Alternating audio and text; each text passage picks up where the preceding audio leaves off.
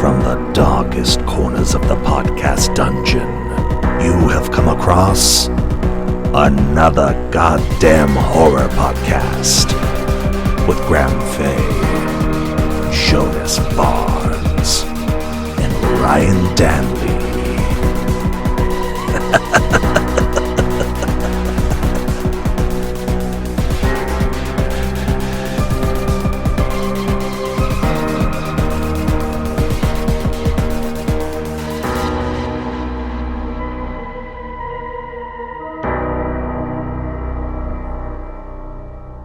Welcome, everybody, to yet another goddamn horror podcast. I am one of your hosts. I am Ryan Danley, coming to you from beautiful Portland, Oregon. My book talk, by the way, is going very well.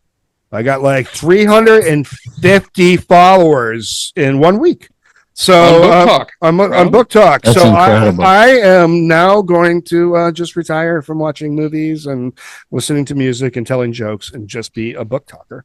So I'm just going to click off now and go make another video. But no, it's been a lot of fun. I love the horror community. You should see some people coming in. If you're coming in from book talk, thank you for all the warm responses. Graham is in Flatbush, Brooklyn. How are you doing, bro? I am. I'm doing well. Last night I made it out to the Williamsburg Nighthawk to see a screening of Bystanders, Awesome. which is now I think in my top 3 favorite rape revenge movies. And I got to see it on the big screen. We've had Jamie and Mary Beth on the show. You should go listen to those. But yeah, it was fucking awesome. Mary Beth is rad. It was great Q&A too. Yeah, but I'd really love to see that. You guys are lucky to live in towns that have that. Portland has we think we're real arty, but we mostly just have fentanyl. Jonas, you are not in Brooklyn. I'm not. I am in the Brooklyn of Texas. I'm Wow. actually in Austin right now, repping AGHP over at South by Southwest and making the rounds there. Are you going to buy a Tesla while you're there at the Tesla Fuck headquarters? no, I'm going to set one on fire though. That'll be Sweet. fun. Yeah, Sweet. definitely Will you do AGHP Love Ryan on the No, what I'm going to do is I'm going to do it like the Crow. I'm going to set it on fire and then I'm just going to write AGHP in the ash and then it'll just it'll be fucking cool. How is South by Southwest? It's great, dude. Honestly, I didn't know what I expected, but it's been really cool so far. Everybody that's been here, like, it's very hipstery in Austin. So it was kind of feels a little bit like home, but all the people that I've talked to, like industry people and like directors and actors and shit, everybody has been super nice. It's been very welcoming. I actually ran into one of my favorite horror YouTubers. I'll shout him out here because we might be talking to him a little bit later. His name is Cody Leach over on YouTube. He fucking rules. He covers horror films all the time. He's a good dude. Just saw him today. But yeah, it's been cool. It's been good. Wicked awesome. Awesome. Yeah. Well, we have a really like a fantastic guest. We always have fantastic guests, but we have like a fucking super good rad. I'm really excited about this one. I'm gonna introduce him now. Do it. We have the legendary band Power Man 5000 and the director and writer of 3 phenomenal horror movies. We have The Spider One. I'm so excited. Sorry, I don't know why I called you The Spider One. I like that. He is the Spider One. I mean, Spider One. As far as I know, there are no other Spider Ones. So, It's funny that you said The Spider One because it reminds me. I met Nicolas Cage once, and it was and I was kind of nervous, He's Nicolas Cage. Yeah, and so and this was right as the first Tobey Maguire Spider-Man movie came out. And so I knew Nicolas Cage was a big comic book fan, but I was nervous and I did the same thing. I said, so what did you think about I wanted to say fluidly, the Spider-Man movie, but I said, the Spider-Man And he said, he's like, the Spider-Man? And I was like, fuck. I fucked it up. Yeah, so I get it. I was an asshole in front of All right, Nicolas Cage. Damn it. Right. Well, Like, I know it's not the Spider-Man. I know it's I know it's Spider-Man. Anyway, I fell in love with your band when I heard When Worlds Collide. I think a lot of people know that song. It's legendary. It has now made it onto almost all my playlists somehow, even like themed ones where they don't fit. Like that song is such a legendary banger for me. I used to listen to that album just driving up and down the East Coast because I used to go visit my grandmother in Florida and I lived in Vermont. And I listened to that a lot. I remember, especially in like the Connecticut area for some reason. But anyway, well, I was, we started in Boston, so you're close. Maybe, yeah. Maybe I just catching felt those it. East Coast vibes. Yeah. Yeah, it was actually near Mass and stuff. I think too. Incredible. Anyway, so I knew you from that, and to go on the newer stuff. You've continued to make incredible music. I love your music. Thank you. Which, by the way, I want to throw this out there before we get into like the horror talk. I want to throw this out there because I don't know if this gets enough love. Maybe you can correct me if I'm wrong. But your cover album fucking rules. Like, Oh yeah, thank you. Yeah, a lot of people don't know about that one. That was like a weird project. We got a call from Cleopatra Records. It kind of started our relationship with them to just make a bunch of cover tunes because we thought they just wanted to license them out. And the next thing we knew, we had a cover tunes album, which I had no idea we were making a cover tunes album. But yeah, I appreciate that. Yeah, I look back at that and I think there's a couple of one. It's always tough because we were covering some pretty classic material, which you always have the high probability of completely fucking up. But I think there's a couple we did okay. Yeah. You guys did great. This shit is great. So a few years ago, it was right around when we started the podcast, a Shudder movie came out called Allegoria. And I saw the name of the director and I was like, that's a weird name. Yeah. And then I was like, wait, I've heard that name before. Somebody's ripping off the dude from Power Man 5000. And I looked it up. Oh, shit. It is the dude from Power Man 5000. So I watched Allegoria going in expecting something from what I knew about you already. Yeah. And was completely floored. Oh, thanks. Yeah, you thought it was going to be like just some robots fighting and just... kind of. I figured... I probably should have done sci-fi. That. Yeah.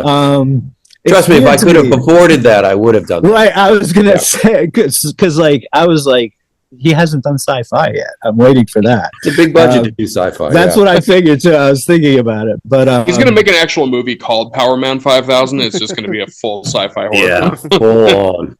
So Allegoria is just, I think, a flawless anthology about artists and pain of art and stuff, and it's fucking great. Oh, thank you. That's so nice to hear. Yeah.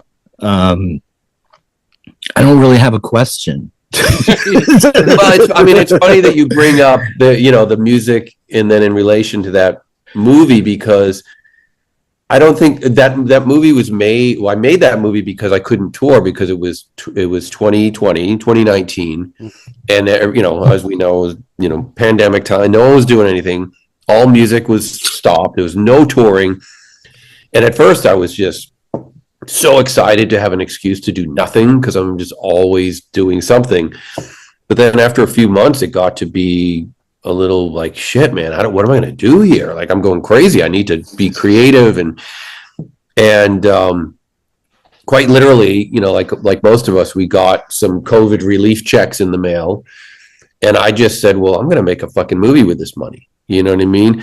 And so I took every penny of that and called up any actor buddies that I knew because no one was working, no one was making movies, and everyone was just on board to come and make this weird little movie. And I made that thing for very little money in 5 days. Made the whole movie in 5 days. Yeah. Wow. With just like couple of friends and like, I live in LA, so I'm fortunate enough to have a lot of talented people around me. And yeah, and like I said, everyone was just kind of sitting around doing the same thing, just with nothing to do. So it became a fun project, but also kind of like a welcome moment of sanity for all of us to be able to do something cool and creative.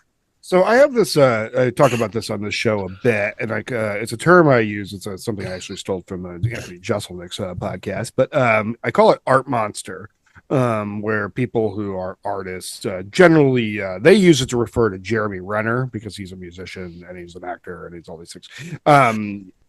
They kind of make it funny though. I'm not, but it's but the term art monster, and we were recently talking about this on another episode, which is like, it's like I do stand-up comedy. I'm a stand-up comedian. I'm a writer. I like before that I was like taking pictures. I was in bands. I was like, you know what I mean? And like you do arts and crafts. You just do stuff to create. And I think that there's like, I mean, like somebody like you who clearly comes from a house with like a lot of like art and you know, was there something like in the water at your house that just like that gave like that vibe, or was it is it like just like what kind of, you know what I mean, because clearly you have like that thing where it's like I'm gonna create and I'm gonna create, and then when you go if I'm not creating this, I got to be creating this. Yes, exactly. Yeah, I mean, I think sorry, there's a cat about to knock this computer. Get down. I have a 3-legged cat about to knock this computer. Oh, I love cats. Yeah, well, you can have this one. No, yeah, you know, it's funny. I didn't grow up in a particularly creative environment. My parents were very, very, you know, it's not like I grew up in this like hippie household where there was, you know, my dad worked in a factory, a furniture factory, and my mom was a stay-at-home mom for a long time. And they weren't particularly interested in anything artistic, music or movies. And I grew up in a town in northern Mass called Haverhill, which wasn't a particularly exciting place to grow up in. It was, you know, there wasn't an art scene or a music scene. So really, like but from a really, really young age, I got, for whatever reason, enamored with comic books and TV and movies. And I would just watch, me and Rob both, we would just watch TV constantly. Like that was our window to the world. That's what I always say, like that is what showed me there's something else out there, right? Like it's just, there's some weird shit going on out there. There's cool people making stuff, whatever it was.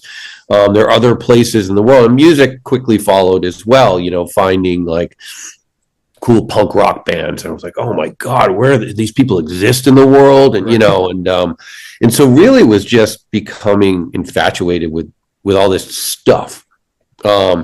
That got me, I think, on a creative path. I mean, I was always interested in art and drawing and painting at a really young age, like 5 years old, you know, sitting down. My favorite thing was to just draw. But yeah, it was really just that. I think it was, you know, I don't know where you guys grew up, but it's sort of like, you know, I'm raising kids in LA now where just like their lives they've done more in their young years than I did my first 20 years, you know what I mean? Because you're just in an environment of stuff happening. Yeah, my childhood is very similar. I grew up in Springfield, Vermont, and that's exactly, there was nothing. Yeah. It was a town of 10,000 people. And, you know, we were the weird kids because we skateboarded, and I just watched TV. Another thing of interesting that in that New England area, and I don't know if it's the same in Vermont. I mean, I guess Vermont is considered New England. There's a prevailing attitude of that you're a loser and that good things are for other people, you know. And so it took me a long time to believe that, because I feel like I've sort of been a late bloomer in all successes I've had, like even music. Even though I started doing music fairly young, I didn't really have success until I was in my 30s, you know. Because I think I always fought that New England attitude of, you know, good things were for other people, you know, the smart people, the rich people, that, you know, they were always, And so I always believed that people that made movies or music were these weird magical creatures that lived in the mountaintop somewhere. But then it took me a long time to realize, oh no, I could be that person too. You know what I mean? So Right. yeah, it's been an interesting journey for sure. Boy, do you preach to the choir on that one with me. Yeah. I'm originally from Connecticut, and I've lived in Colorado most of my life, but like I have a very New England, New Yorkie parents, and it was kind of like that, you know what I mean? I remember once, and and I love my parents, but just like, and I specifically think like the Boomer era was a little more hooked into that. Like, I remember, I had watched FX the movie as a kid, Brian, Brian Singer and all that as a kid, and I was like, that's what I want to do. And I was probably like third or fourth grade, and I said to my dad, "Oh, I want to be a special effects person in the movies." And my dad said to me, "No, what do you want to do? No, what do you really want to do? You know what I mean?" And it was like, because that's not for you. You know what I mean? That's for some, like you're saying, like magical tier of humanity. Yeah. That and that's why so many of us have like imposter syndrome, because we, our closest city is Boston. Well, right. But, yeah. And I mean, and I lived in Boston for many years and loved that town. And that was an amazing place. And even that being, if you lived in Boston, which is a major city, a lot of shit going on. If you were going to go to LA, your friends would all say, okay, see you in 6 months, back to exactly. and that was the prevailing attitude, but once you go to LA and you start meeting those magical people, you realize, the fuck was I thinking? I'm as smart as these people, or as and so I think you gain a lot of confidence once you actually put yourself in that, because you realize no one's magical.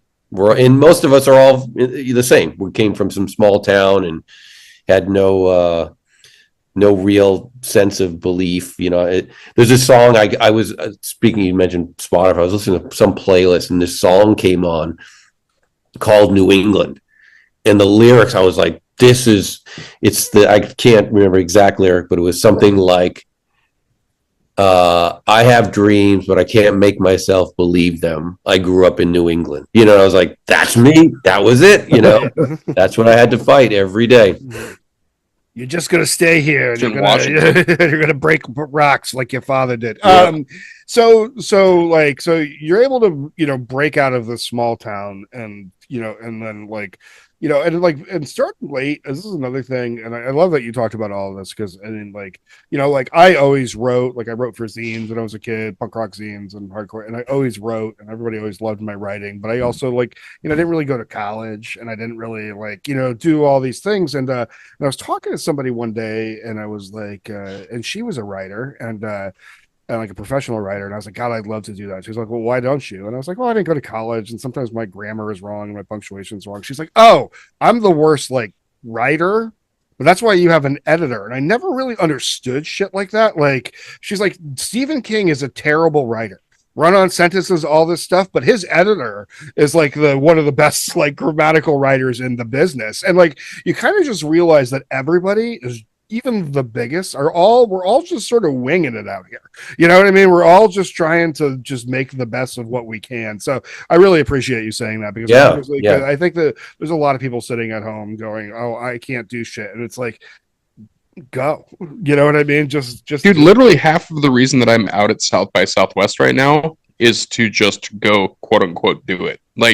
There's shit that I'm doing out here that I can't talk about really publicly right now, but it's cool shit that's coming up in the horizon. And it literally is what I'm finding out when I've been here for the last, I've only been here for 3 days technically.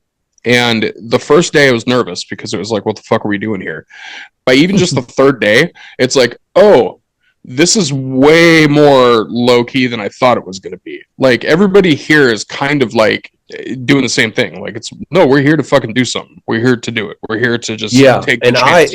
I think that, I preach it all the time, because we, our production company, me and Chrissy, and the movies we make together, it's so punk rock and so DIY, and it really is, we just preach it all the time, to our other friends who are struggling to they want to make a movie.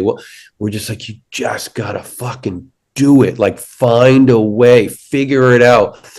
and this excuse, I don't have enough time, I don't have enough money, I don't have this. Man, there's always a way to figure it out. You just have to work harder and believe in yourself and believe in what you're doing, and surround yourself with, talented people as well.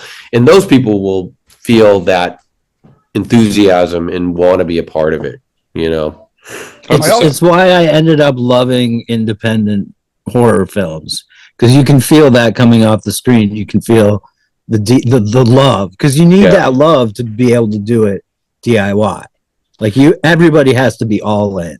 Yeah, I mean, and it really is like, and there's such a great community of friends that we've made since we've been doing this, and everybody's hustling, trying to get their projects going, and even people that have gone on to do much bigger things, they still maintain that spirit, and everybody's like really like supportive of each other, which is really refreshing place to be, in this situation. Yeah.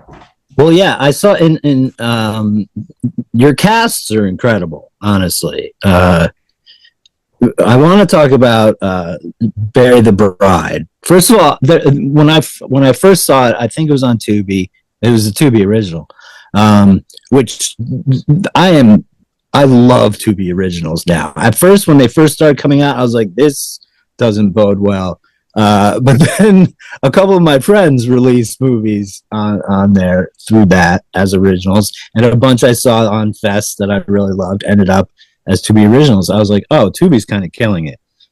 So I saw your movie and I was like, holy shit. I will watch a Tubi original quicker than almost anything. Yeah. You know what I mean? Like, they have proven them, besides Shudder. Shudder they have really proven themselves as like the Shudder originals. Like, I wait for, like, I'm like, I'm starving. You know what I mean? Like, is there a new one yet? But like, it's like, but Tubi hammers it home. Anyways, sorry. Yeah, no. And I saw Bury the Bride, and there was another one called like Unbury the Bride. It sounded very similar to. And I was like, I was like, oh, they're a sequel and stuff. But it turned out no. And then I saw it was you. I was like, oh shit, because I had kind of forgotten about Allegoria. It had been a few years, and then I saw this. I was like, oh my god, this is fucking. It's great. It's basically, for the audience, it's a bachelorette party. Yes. Going and the boys show up to kind of crash it. And the boys aren't what you think they are. Yeah. No, and that's exactly, because it starts out with a totally different vibe than what you get. Yeah. By the end.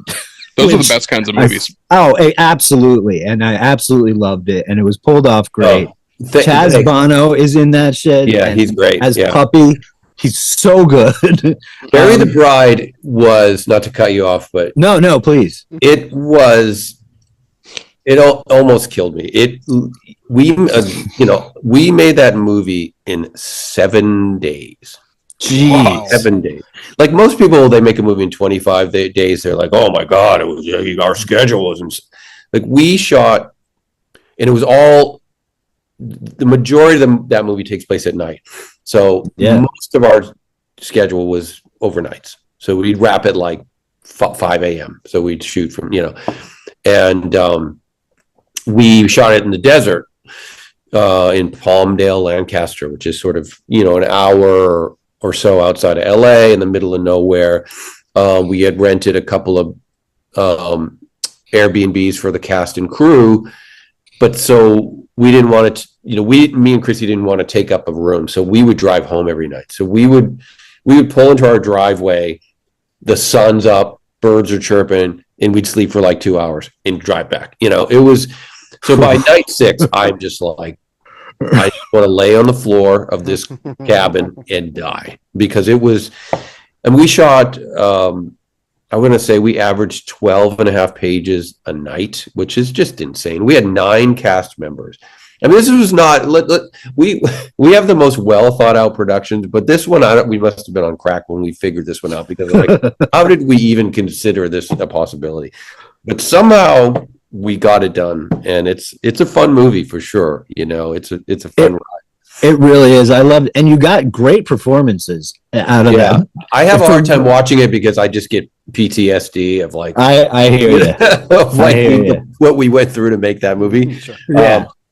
In not to jump to, but in contrast, like Little Bites was like the most amazing smooth experience ever, but it was in direct contrast to how Well, yeah, I was gonna move on to Little Bites because that just premiered on Shudder, and another just fucking great fucking movie. The concept is awesome. The performance from Chrissy is spectacular. Yeah, she's amazing. She's so good in this. And the movie like rests on her shoulders. Like, and that's 100%.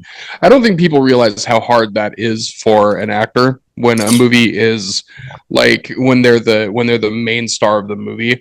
And when I say main star, I mean like they're in pretty much every single frame I think she's of the movie. in every scene except for maybe one. Right. Yeah. And that's just such a hard thing. And she did such a good job. And for people that don't know her, she's also in the opening of Terrifier 3. Yeah. And like that's right. That's where people are going to recognize the face, I think, you know? And yeah, she absolutely just killed it in that movie. Yeah, I agree. I mean, look, it was one of those experiences, you know, obviously I know how talented she is and I believe in her. When, you know, whenever I'm writing a movie, we don't necessarily assume it's going to be her, but she was reading it and she's like, I have to do this. I have to do this movie. This has to be me. You are not allowed to. Okay. The house will be rough if you somebody else sleeping outside. But and so I had all the confidence in the world, but there were days where I was just like, shit, like I didn't think you were this good. Like really, you know, like it really, like I was so pleasantly surprised by the performance and just the emotional weight of it, you know, to, you know, and like, you know, we have a daughter together. So there was this sort of common bond between the parenthood theme and the movie. And she really just understood it and stayed locked in the whole time. She like carries so much of it in Italian, but I will also give credit to how amazing as a writing fan of how well the movie is written. Because it's truly like it's a dialogue heavy movie. It is really an emotive movie, which of course takes a great actor, but also like you're piecing together of the dialogue, and I like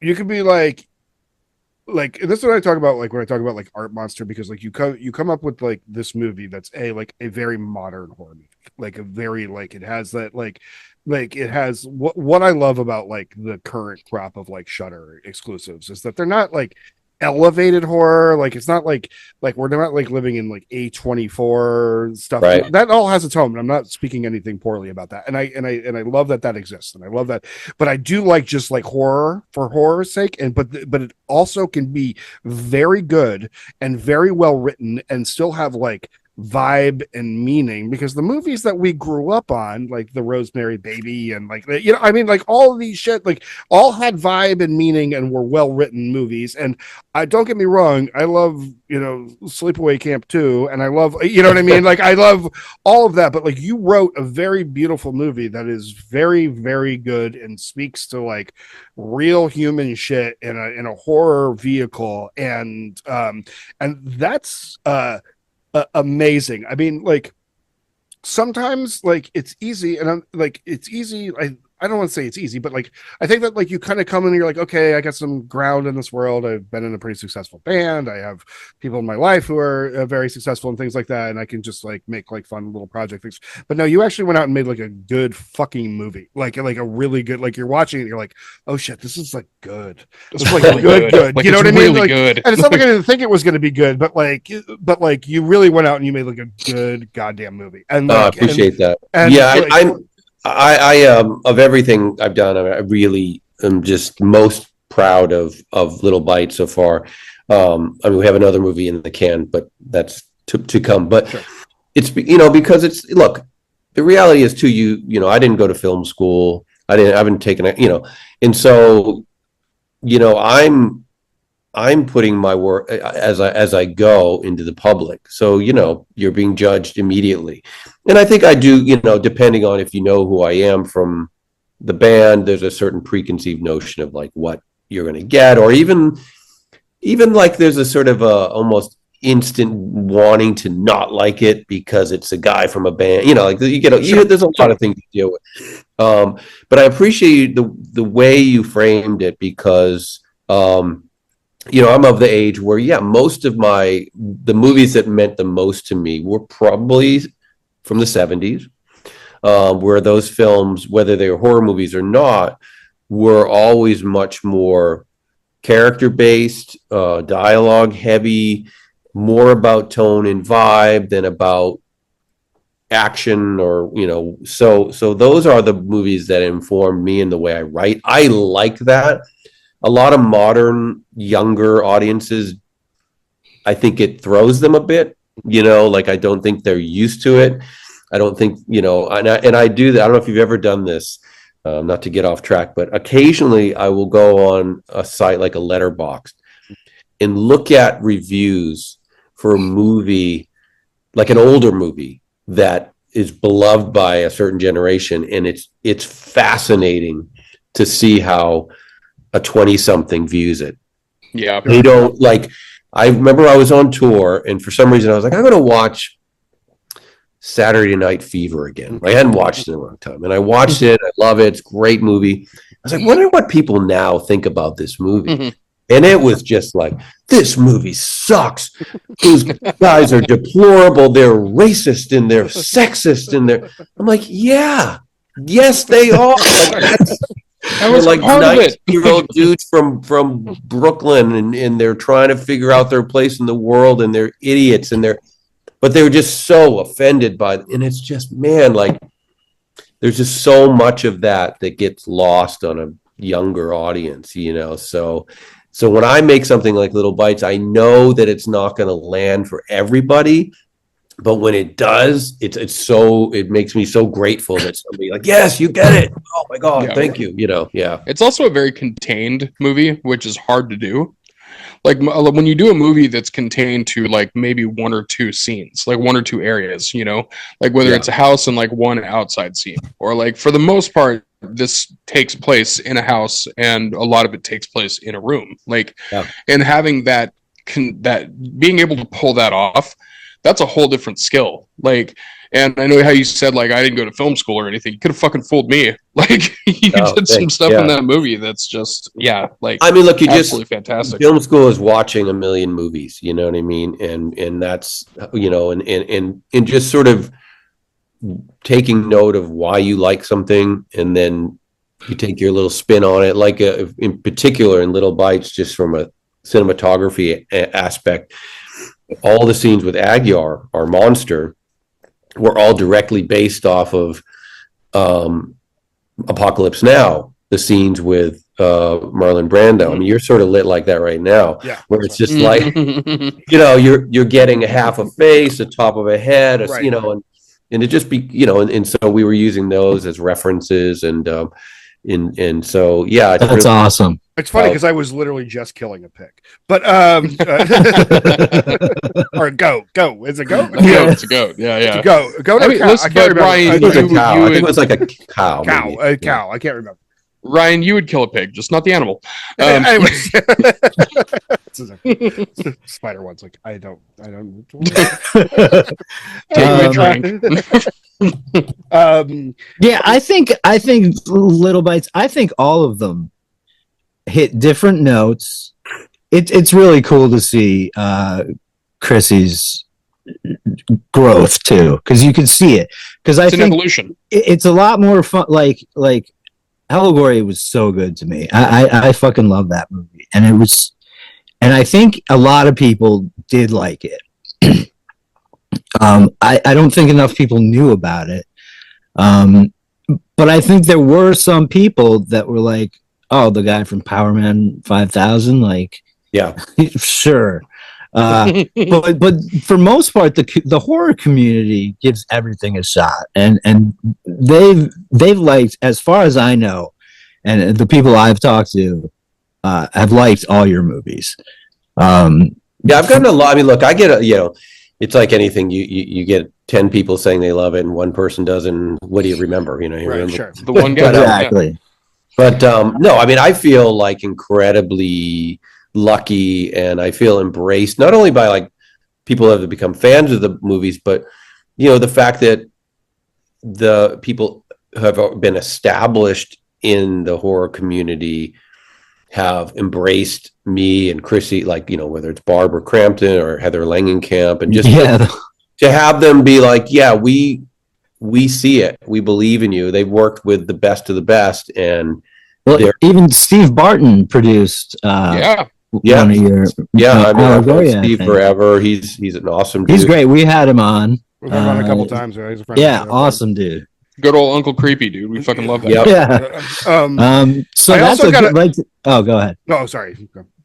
So I just want to say also, like, people clearly believed in your movie because it is executive produced. This is so, and I start watching it. I hadn't connected you to it first. It was just the new Shudder exclusive, and I just turned it on and I just started like watching it. And then I saw executive producer. I'm just an underground music fan, so I know of this little singer named Cher. Executive produced the movie, also and Chaz Bono as well, which is just like, I mean, he's a Chaz Bono fan. I love what he is. Anyways, he's so good as Puppy in Bury the Bride. So like getting the Cher. I mean, that's like. I think I would have only been more surprised if like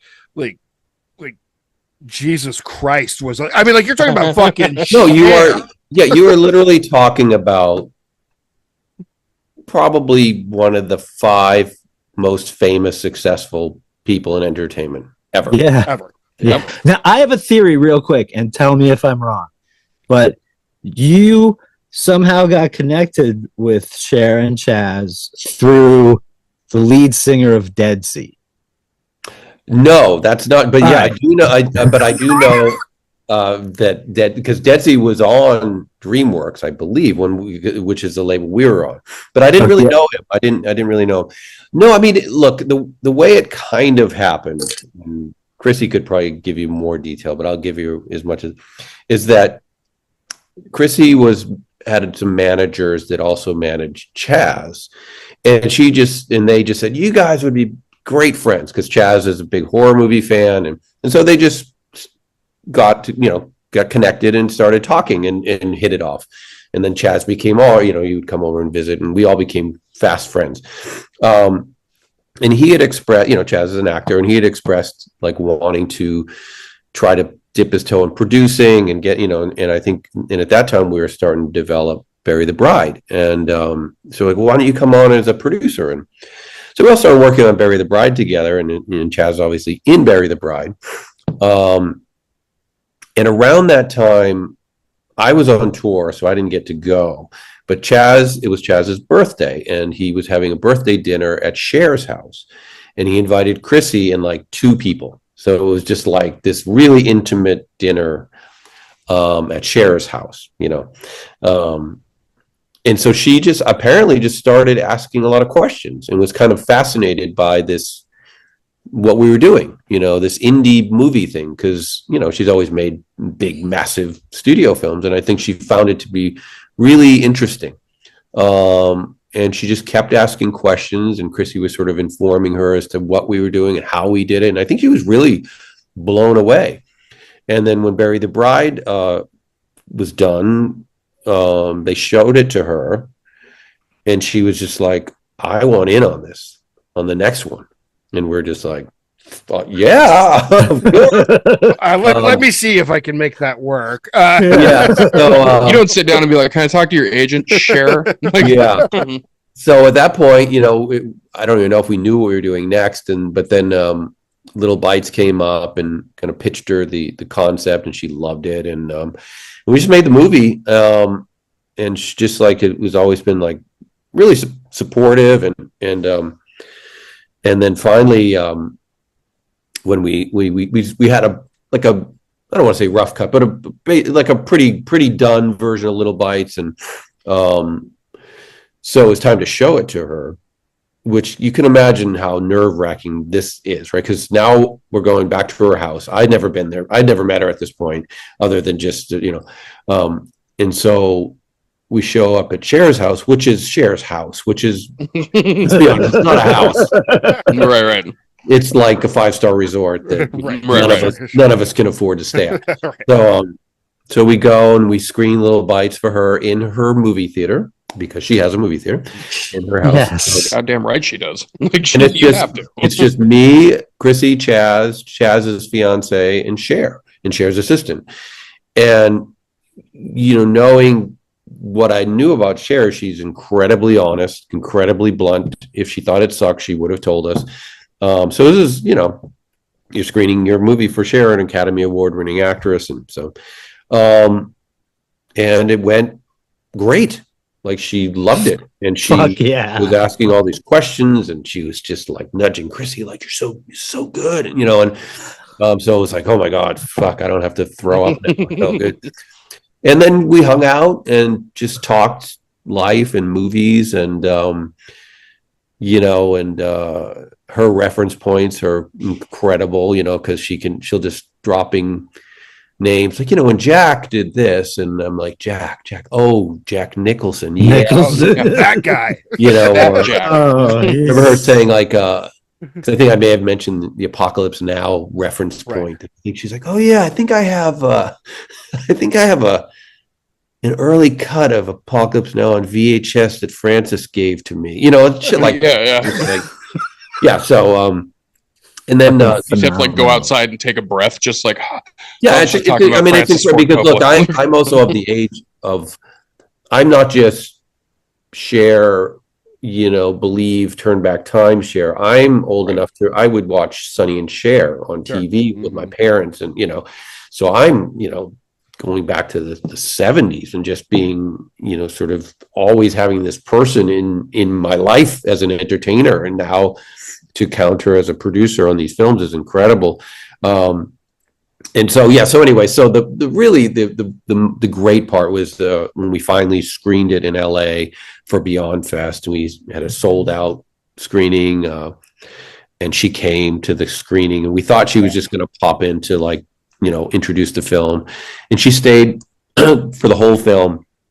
And to get to see it with an audience, it's an entirely different experience. And she just came up to me at the end of it and gave me the biggest hug, and she's just like, it's incredible. And I was like, yes, so such a great feeling, That's so fucking cool. Yeah, that's great. And like, that really is kind of cooler than any award that they could have handed you. Is Cher walking up to you and hugging you and going, "It was so like that good." fucking cool. Yeah. I mean, who could ever imagine? I mean, the life is crazy, and this is full circle to our conversations about growing up and thinking that it's not me, it can't be me, and then I just continually, whether it was through music or now this, find myself in situations that I'm just like, how did this happen, man? Like, this is crazy, and I never want to lose that sort of like youthful excitement and fandom of what's happening to you, because it's easy to get jaded, because it's not easy, it's tough, everything's tough, and you always get punched 10 times before you get one success, and but to keep that enthusiasm is because crazy things happen. You should actually be a stand-up comic, because that's just all success. I'm sure. It's a blast. You are absolutely fantastic. You really, what a cool story. You have really made a great product here, and like, I'm really excited to see what you have next. I know you said you had something in the can. Do you want to talk about it, or can you? Yeah, we have. And as a fan of Allegoria, you might appreciate this. So, I know what it is. Yeah. So in Allegoria, in the 5th story, there's a little moment where the two girls are watching a horrible movie called Big Baby. you know, and in Allegoria, I made it purposely to feel like a D level, you know. It's so good. It's so ridiculous. So if there was one thing that I heard more than any other thing after Allegoria came out, like, when are we getting a big baby feature? When are you going to make a big baby? It's the best part. I love it. You know, I'm like, holy fuck, shit. And I kind of brushed it off. That's ridiculous, you know.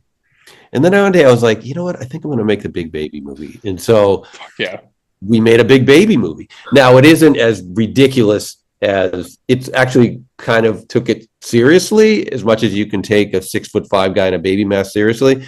But yeah, so I wrote and directed the big baby feature, which now we're literally at the end stages of post. So we're mixing it this week, and I'm so excited about this movie because it's you know, I was always a little envious, to quite honest, with guys who made slasher movies, like having Chrissy be part of Terrifier, watching Damien and all this. Like, man, I'm kind of like envious of those guys, but I never really had the desire to make a traditional slasher film, you know, like four teens in the woods, and you know, but I wanted to have that character. I wanted to play with that idea and have those moments. So I Frankenstein my way back into sort of having this weird meta slasher. So it sort of has the artfulness of Little Bites and Allegoria, but the benefits of like having people's heads getting chopped off and stuff like that. I'm so excited. Yeah, I saw that on the IMDb. The big baby was. I was like, it's the movie. It's the movie. Yeah, it's very exciting. Allegoria. We're super excited about it. It's really like a cool, fun concept, and I'm so excited. Yeah. Well, do you think you can handle the kill list? It's 6 opinion questions about horror. I can try. I may. All right. I mean, I think you're gonna be all right. I mean, he went to Cher's house to show her the movie. I think you're gonna be fine. I think he could probably handle this. All right. Michael Myers or Leatherface? Ooh. Fuck. Now that's a hard one. God damn it. Do you guys already have answers, or is this because this? Well, this is your opinion. This is only me. You're not weighing in on this. No, okay. no. I said Leatherface. I'm a Leatherface guy. I'm a Leatherface guy too. It's like I'll say one that I'll be, but yeah, I mean, I think I might have to agree with you on Leatherface, just as an overall, you know, the overall package. Yeah, I mean, it's a neck and neck race, right? Even between the first Halloween and Texas Chainsaw, they're very different movies, but it's neck and neck as to it is. It's weird how they're like very different. Yeah, for sure. What movie would you remake? Ooh, you know, this has been asked of me a lot. Like if I could get my hands on a property or a remake or something. And I've never been able to figure it out. I've always tried, and I also ask other people what they think. Like, what would be cool to remake? I mean, I would stay away from all the big ones. Although if they asked me, I'd probably do it. But I don't know. It'd be fun to turn something on its head, like a movie that isn't maybe the greatest, but there's something like I don't know why I always think about that movie Motel Hell. Oh yeah, I love Motel Hell. Because it has so many great elements. It has the farmer and the pig head and the chain. It's got the people buried in the ground up to their neck. So it has all these great elements. So it'd be fun to like take that and just kind of give it a new spin. Totally. So that's the best I got right now. Yeah. Motel Hell is fantastic, but yes, could totally be like tightened up. It could definitely use a new sheen. Yeah, new shine. I love. Yeah, because it's not. I remember it being better, and every time I try to watch it, I'm like, I don't know if I think this is. But there's something about it that is very cool. It's another cool movie. Would be fun to think about is Phantasm, because as a kid, that one really that one really fucked with me as a little kid. Yeah. Mm-hmm. I love the Phantasm movies, the first two especially. It just feels like it feels like a weird. They could be tightened up, actually, sure. as Ryan says. But the tone of it always, at least the first one, it always felt like one foot in reality, one foot in a dream. Yeah, it felt like a dream. You know what I mean? which I thought was pretty cool. I'd actually like to see you do that. If you could erase one movie from existence, what would it be? Erase one movie from existence. And it doesn't have to be horror. God, And this is our most passed on one because because when artists tend to not want to fuck. Yeah, like what am I going to say? Like it's like because something that I might. Yeah, I mean, look, I'll pass, but only saying this that like anything in life, like once you actually start to do it yourself, it's like this.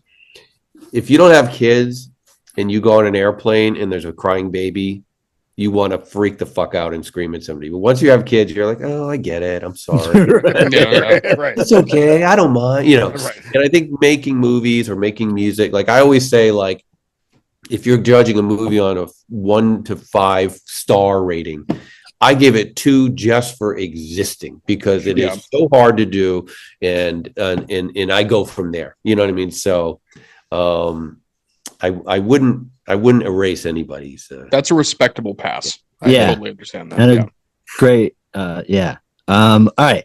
Alien or Aliens? I love this question because they're both amazing, but I gotta say Alien. I mean, so many people love the action aesthetic of the second one, which I do too. Like, but that first Alien, and I saw that in the theater as a kid. So that's I just think that it is so amazing, and just we kind of gotten used to that art design and the Geiger stuff. Like we've seen it so much, but when that first came out. It was just like you couldn't even really wrap your head around what you were seeing, So I would go with that one, but I do like both of them a lot. What about you guys? Do you have an opinion on that one? I'm an Alien guy. I'm an Alien guy too. Go. Oh yeah, go. I'm an Alien. I'm sorry. No, go ahead, Greg. Well, I love the claustrophobia of that movie. I think it's unmatched in Alien, and that is so terrifying, and it's just a straight up horror, sci-fi horror movie. Whereas some people say that horror can't be in space, but that's a horror movie. That's a monster movie. Event Horizon is pretty fucking horrific. Yeah, dude. And what they did great about in that movie too is one of the first times we saw what seemed like very real, flawed people in a Absolutely. Usually you'd see Star Trek and everybody seemed very capable and competent, and they all had uniforms, and and this was like you got Harry Dean Stanton like smoking a cigarette, and everybody seemed like they didn't want to be. It would be like if you went to work on an oil rig or yeah, whatever. Exactly. It was just the work. Yeah, it's Yeah. Work accent. Yep. I though am an Aliens guy. I don't get me wrong. I think Alien. I mean, it's a very hard question because if you really ask me, they're both pretty perfect in what they are. I just like. There's been very few movies in my life. Like from a critical point, I would probably just say Alien. Like if I was just saying like as a horror media person at this point, yes, Alien is like one of the perfect horror movies, but like there's been very few movies in my life I've quoted more. Between Full Metal Jacket and Aliens, I've never quoted a movie more than, you know what I mean? Like, Yeah. why don't you put her in charge? You know what I mean? Like, I've said, why don't you put her in charge probably 10,000 times in my life. Mostly, you know what I mean? Like, it's like, It is like game over, man. I mean, like, you can't, like the cultural impact of Aliens on me. Like when I first saw it, it was like Terminator 2 or like a bunch of movies, and it was just it was just so perfect and so fun, and Vasquez was such a badass, and I mean, it was just like, it is just a badass fucking movie, and and so it is hard, Alien, like we've been talking about Alien in my family forever. My dad used to put his hand under his shirt, like, and just start doing that thing. Like we've been doing that my whole life, and so I love Alien with like every ounce of my being. But like at the end of the day, Aliens, and if you get like a modern version that's a little lighter, that they didn't darken so much, and you can actually see the biomech shit mixed through the full set pieces and everything. The full set pieces. It's so beautiful and so incredible. They made it really dark, and I get why they did it, but it really lost a lot of that background thing. And if you see it, like, it's really just an amazing movie. Yeah. No, I mean, it's really the reason why they both work so well is that it's one of the only movie with a sequel, and obviously there's been a million since then, that I can think of where they made two, like, the movies almost couldn't be more different, but they still feel like they exist in the same world and universe. But like whereas, I think that all the other Alien movies following those two, they're varying degrees of how they work, but they're sort of like, well, this one's a little bit like the first one. This one's trying to be more like.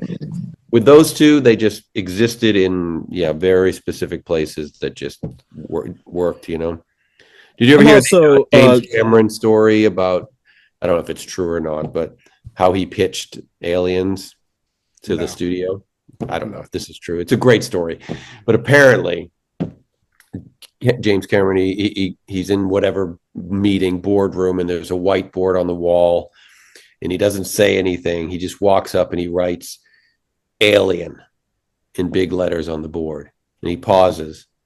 Then he writes an S, aliens, pauses, then draws a line down the S to make a dollar sign. Fuck me. And then everybody's like, yeah, I don't know if that's true, but it's a great story. Yeah. That feels very James Cameron-y. Yeah. He kind of does. I'm a Alien apologist celebrator, I guess. I love every single Alien movie that's come out. The versus Predators, not so much, but everything canon I have absolutely loved. Anyway, next question. Oh, there's another one. Okay, yeah, there's two more. I'll go faster. We're No, it's fine. Basement or attic? Oh, as a creepy place. Well, I'm going to go basement because, well, one, Agyar is in the basement, but two, when I grew up, I didn't have an attic, but I had a basement, and the staircase to the basement had to cross this little window that, it just showed out to my driveway. But in the daytime, I'm fine. But every time I had to go down to my basement at night, I would run up those stairs so fucking fast because I was so terrified that something was living in my basement. So forever, the basement will be the scary place. I love that. All right, last one. Favorite kill of all time? Oh, well, this is easy. This is Chrissy in Terrifier 3. I mean, come on. All right. Oh, amazing. It's a pretty fucking great kill. It's great. Yeah. It's that scene, I didn't go on set, so I knew it. I knew what was going to happen to her because we saw some storyboards and stuff. And she told me, and I was like, holy fuck. I was like, I don't know how I'm going to feel about this, like watching this happen to you. But oddly, I kind of liked it. I kind of enjoyed it. But when I saw that, when we saw it fully done in the theater, I was so impressed because, we've both been big fans of Terrifier and all the, become friends with everybody involved with that. But I had yet to see a scene that, was so grounded as that one. It really felt scary and, I think it helped because it was family, little kids and it's Christmas, but it just was like so serious, you know what I mean? That it really hit in a different way. And the effect. There's something to be said about, like, also, like, everybody talks about the Scream Queen and, like, you have these certain actresses and, people in film that have, like, the iconic screams and stuff like that. And I'm going to give her flowers on this one because her scream in that movie was so believable. And it's crazy. It was good. She's heard it a lot. They used it. Apparently, he used it throughout the movie in other scenes because he just. That's awesome, dude. It was an iconic scream, like straight up. Yeah, so many people have said that, and I just joke. I'm like, that's an average Tuesday night around here. But it's crazy. Yeah, she's. I mean, that's her. I think her musical background. She's a singer in a band, and I think to have that power is because it's funny. A lot of people can't do it. A lot of people can't scream, and a lot of people can't be that physical either. You know, you can get some great actors, but then and they can just bring you everything emotionally. But then you want them to run, and they're like, run, like they just don't. Something about that physicality. Sure, that, totally. Yeah. Well, that you killed that. That was All right, awesome. good. Awesome. That was crushed him. fantastic. We get to the recommendations, Ryan? Graham, what do you got? Yeah, all right. You guys go. I'm going to look at. We'll see what I've watched lately. Let me pull up. Yeah. Yeah. We'll end on you, so you're good. Yeah. Seder is on Shudder, and we had Jordan Graham, the director of Seder. I love Seder. It's a great fucking movie. Yep. Go watch that. Booger is now on Tubi. Awesome. Stop what you're doing. Go watch Booger. Is that The rules. Is that the cat movie? Yep. Yeah. Yeah, I saw that. That was really I fucking good. love that movie. And also Skin Deep by Gabe Bartos. Please, someone watch Delicate Arch. Besides, Delicate Arch rules. yeah, I don't even believe you watched it, but he's pretending he watched it. And somebody watch this movie and let me throw my theory at you. The new Propagandhi song fucking kicks ass. It's called At Peace. The new Kim Deal album is weird and breezy and it rules. And the UK Traders that just came out on Peacock, I think, is fantastic. It's better than the new US Traders this season. So anyway, I'm good. Jonas. What do you got? So for music, I'm going to recommend the new Spirit Box album because it actually fucking rules from start to finish. I listened to the whole thing and it's really, really good. For movies, because I'm at the festival right now, I haven't been able to watch a whole lot of stuff, but I do want to give a shout out to Heather Buckley because her newest movie, Fuck Toys, had its second showing tonight, and it sold out the first two showings on the first night of the festival. And everybody that I've seen talk about it has said that it's incredible, and Heather rules. So I'm assuming it is so fucking excited incredible. for that. So it looks really good. And I'm looking forward to the two movies that I'll see this week. So I'm going to shout those out because they're coming out soon for general public. That's Together with Allison Brie and Dave Franco. And then Clown in a Cornfield, which I'm seeing tomorrow. And I can't fucking wait. So yeah, I hear great things about both those movies. Yeah. Clown in a Cornfield is like really one of the best horror book series. So it's actually really exciting that they're making it a movie. Speaking of, well, actually, I'll do music first. So I've been really into like the past like few months. I've just been so into like later Napalm Death. I grew up on Scum and their original stuff, but really I've just been super into the later stuff. And I'm really right now into the Harmony Corruption record. Go listen to Napalm Death, Harmony Corruption. Please go listen to Poison Idea. Poison Idea is re-releasing one of the records, and I can't remember which one it is right now, but go support that. They're going to be re-released. Jerry's going to be re-releasing it. You'll be able to pick it up at his Cartel site. So look up Poison Idea on Cartel, and always listen to Poison Idea. Just listen to Poison Idea. That's like my advice to anybody. Like people are like, "Oh, my arm hurts. What should I do?" And I'm like, "You should listen to Poison Idea." Happy 3/11 day. Okay, could you not talk about 3/11 during my Poison Idea conversation, please? I like that was the offensive part. Oh my God! How dare you? How dare you? From books, from Bookland, from Splatterpunk Land. I just read it's a little book, Disco Rice by Robert Essick, and he's a great writer. That looks very wholesome, right? It is so absolutely fantastic. Disco Rice by Robert Essick. If you haven't, I'd love to talk to him. He just writes such great books. My other Splatterpunk book is You're Gonna Die Here by Y.M. Miller. She is an amazing Scottish writer. As you can tell, anybody watching this can see this woman is not having a good time, like on a log ride, like you might think. She is struggling with things. That picture is actually why Splash Mountain got shut down. down. Exactly. But it is such a great book. Go give it a watch. Newest season of Invincible has been really good. I'm not even a cartoon guy, but Invincible is absolutely fantastic. Go check it out. Spider, what do you got? Wait, hold on. The first episode of the new season of Righteous Gemstones is out, and it's fucking dark. So like it is not what you think it's going to be. So watch it as soon as you can. It fucking rules. All right, I'll watch it. Spider, what do you got? Is it my turn? Okay, so music. I'm used to talking about Napalm Death and stuff. I'm gonna one up you. I want everybody to go check out the Osmonds. There's a song in particular. Okay. Write this down. It's called "Crazy Horses." If you haven't already heard it, and I'm talking Donny Osmond. Go listen to "Crazy Horses." It's the heaviest song you're going to hear all year. Okay. I listen to it constantly. It's so fucking cool. Donny Osmond actually has pipes on him. Like fucking right, he does. He really does. I mean, in Sonny and Cher, like Sonny was whatever. He was fine, but Cher really could fucking sing. Turn Back Time and all that stuff was great, and with all the vocal, the auto tune and the whatever, like it was fine.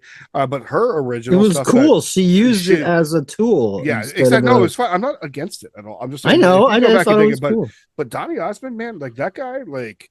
That whole Osmond, like when I grew up, it was always looked at as like a joke, like it was so shitty and lame, and it's like, oh, these Mormon kids dancing. And I watch it. I like YouTube Osmond live shit, and it is so hard. It goes so hard. It's like crazy. But this song in particular, "Crazy Horses," I love it.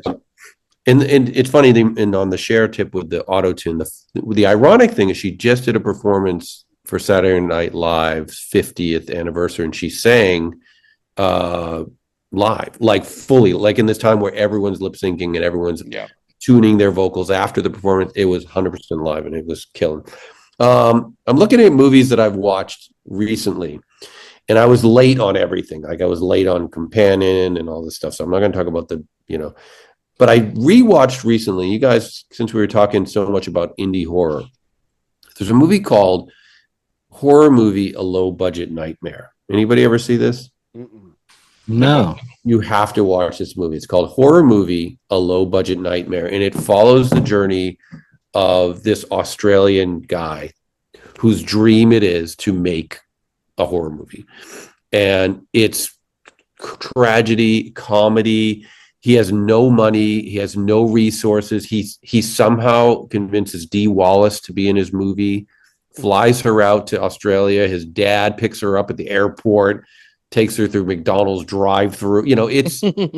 It's such a crazy journey, but so highly relatable, and it's just such a fun watch. And he ended up finishing the movie. And then that's a whole other story, but it's really like the documentary is so much fun, and it really gives you, this is true indie filmmaking. Like, sure. So it's definitely worth it. It's on Tubi. So there you go. Tubi. That's why we have Tubi, because everything's on Tubi. It's so cool. Fucking love that. Awesome. And I'd recommend a book, but I don't think I've read a book in like 30 years because Ryan's the only one that wild shit. Yeah, Ryan's the one that can give you those recommendations. Trust me, I wish I had time, or I also have for sure. Right. No, I've read some books to her. I've read some Magic Treehouse, so those are pretty bad. Yeah, those are. I recommend Llama Destroys the World. Nice. Yeah, okay. It's so good. I take care of kids, so I read a lot of children's books. Well, thank you so much, Spider, for joining us and being part of our show. We really appreciate it. Thank you so much, and we really look forward to what else you have to come. And please come back on when we. Absolutely, man. This was a blast. One of the funnest podcasts I've done, because some of them are pretty duds. Trust me. I love them all, but this one. We try to. That fucking means a lot. No, that means a lot, man. We try really to. Does. We try to be fun, and if anybody listening, we do have a Patreon. If you want to go out and check it out at AGHP 666, we have tiers, everything from $1 thank you to a $20 by Jonas, I don't know. What is Jonas? A new Blu-ray. Yeah. New Blu-ray. I could use shoes. But, so please go check it out. If you do that, you become part of the army of the goddamned. The army of the goddamned, who are already filled with these wonderful people: Michael, Drew, Stephanie, Katie, Chris, Alan, Bacon Bits, Angela, Jasmine, Jason, Jake, Vivian, Ron, Kristen, Manny, Coleman, Jared, and Brandon, and Michelle. Y'all fucking rule. Did you say bacon bits? Yeah. Yes, Bacon Bits is a cat. Yeah. Gotcha. Okay. Yeah. And so thank you, United States. Well, no, thank you to the United States right now, currently, but like we'll get to that later. We're kind of dicks at the moment. United Kingdom in number 2, Canada number 3, Australia strongly at number 4 now, almost tied with Canada, really, which is incredible. Fuck yeah. Thank you so much, Australia. Germany coming in at 5. New Zealand, you're like really New Zealand, United Arab Emirates, love you so much. New Zealand, you're basically tied with United Arab Emirates right now, which means you're falling like almost 3 behind Australia, and I know how you feel about that. So please, maybe tell a friend.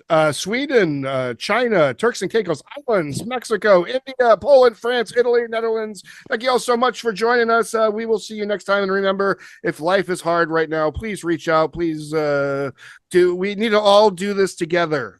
Is what I'm trying to say. We need to all do this together, and the world is scary right now, and it's really hard on lots of people. And just know that we love you, and all us horror people need to stick together. So please reach out.